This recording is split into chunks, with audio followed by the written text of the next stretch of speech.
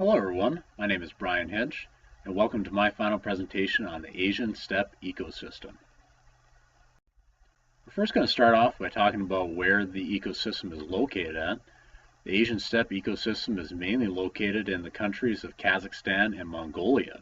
But as you can see from the map, steppes range all the way from Europe all the way over to eastern Mongolia. So what is steppe?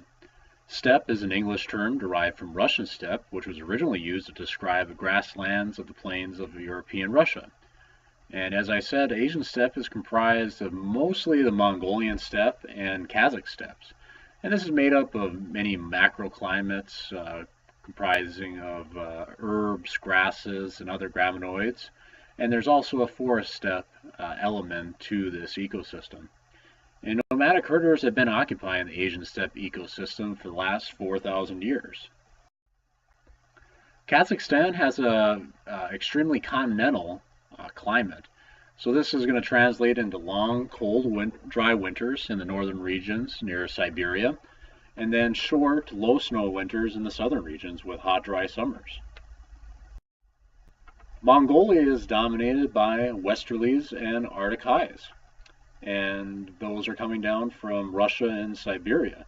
And this is going to translate into long, cold winters and hot, dry summers. One of the statistics I pulled up was that on average there's around 260 sunny days per year, which is pretty cool. So forests and grasslands play a major role in the economic scheme of Mongolia. Timber harvesting and livestock grazing are major components of the economic scheme. And the forest steppe makes up around 30 million acres, or 8% of the territory, and the grass steppe makes up about 70%. And so this steppe vegetation, the grasses mostly, are found in are on old forest areas degraded by past fire events. And other natural disasters that can happen throughout a year include rain, flood, frost, and fire events. Now we're going to get into some of the dominant tree and plant species. One of the important plant species of this ecosystem is the wormwood. And its habitat is found mostly in dry soils, overgrazed pasture and rangelands. And its response to fire, it's usually top killed by fire, and then it reestablishes itself by sprouting from undamaged buds and then regenerating from buried seeds, and it rapidly spreads in disturbed areas. Another major plant species is the King Ranch bluestem. This is used as permanent pasture, but it can also be used as a hay source, and it's very drought resistant, tolerant to fire, and also tolerant to heavy grazing, and it can be grazed through the winter. Now we'll get into some of the tree species. One of the dominant tree species is the Siberian larch. In its fire adaptation, it has the ability to survive surface fires of low to medium intensity, and it tends to shed its branches through self-pruning, just like lodgepole pine and ponderosa pine.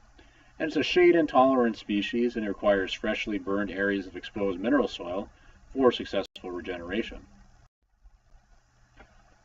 Scots pine, it's located in the Tujan Nar area of Mongolia, and this area has been affected by recent fire and post-logging activities beginning in the 1990s. And this area has had a 280-year history of fire activity. Another dominant tree species is the white birch, another shade-intolerant tree species that requires extensive lighting for adequate seedling growth conditions. And it does not grow well in large dominated forests due to the lack of light distribution created by the tall tree structures. And you could say that it's considered a pioneer species. And what this means is that it establishes stands through destruction and disturbance of these large forests, and forest fires are a direct reason for the formation of these birch stands, and has an average lifespan of around 70 to 80 years. Now we're going to get into some of the dominant animal species of Asian steppe ecosystem. One of the first species is the musk deer. And this is found in the mountain ranges of Mongolia. It has a population of around 44,000. And it's found mainly in the larch and cedar forests of those mountain ranges. And its response to fire, well, if the fires from the grasslands or from lightning strikes progress into these larch and cedar forest steppes where the habitat of this musk deer is located at, then that can be detrimental. Another one of the dominant animal species is the Mongolian gazelle. And this is mainly found in eastern Mongolia steppe. This is one of the last areas of Mongolian gazelle population. Population stands at around 2 million, at least in Mongolia, that inhabit the landscape. Declining populations and fire response in the coming years, steppe fires destroying these limited amounts of habitat still available in eastern Mongolia can have a detrimental effect on the population. And then to highlight some other dominant animal species, there is obviously livestock, camels, steppe eagles, vultures, falcons, imperial eagles, snow leopard, wild sheep, and wild horse. Now we'll get into the historic fire regime of this ecosystem. So wildfires have been pretty absent from this landscape for the last 12 to 6,000 years, according to charcoal records.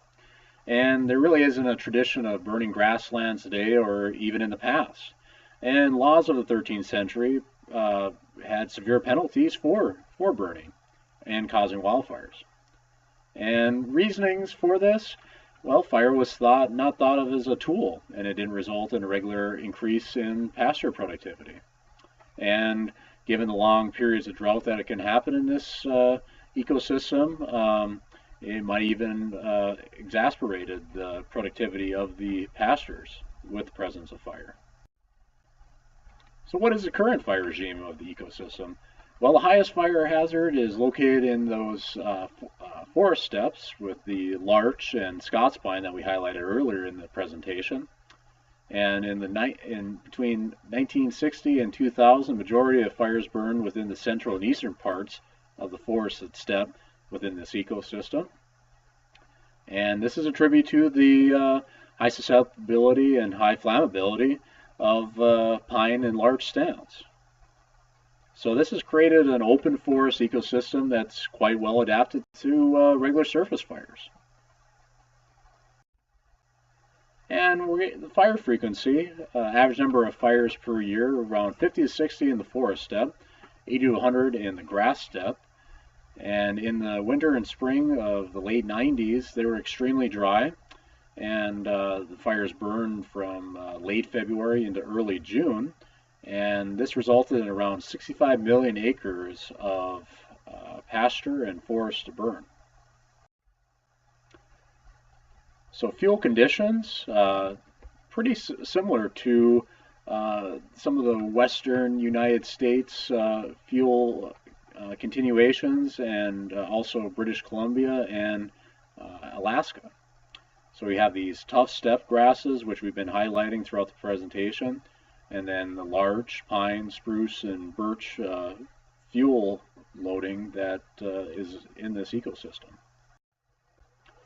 So ignition sources and that human influence. So about 95% of steppe and forest fires in Mongolia and the ecosystem are caused by human activity. Now, why is this happening, you may ask? Well, it's caused from antler collection starting in the bitter cold of February, when fire is used as a survival tool, and these fires aren't put out. Sparks from vehicle exhaust pipes in remote forests, and tracer bullets left by the Russian military, and those are being used to hunt elk, and the blood antlers are used at the marketplace for its high value. So a typical fire season in the Asian steppe ecosystem usually has around 2 peaks. In the springtime, March to mid-June, this makes up about 80% of the fires per year. And then the second peak happens in autumn, between September and October. And this counts for about 8 to 5% of the all the fires that happen in a given year. Summer, they're a little bit rarer due to the heavy rains that are happening during the summer seasons. So wildfires are extending into those different steppes, from the grass steppe up into the forest steppe. And especially at higher elevations, lightning fires are most common. And this is due to that high fire danger with the prevalence of those larch and pine species at those elevations in the forest steppe. So what are some current issues facing this ecosystem?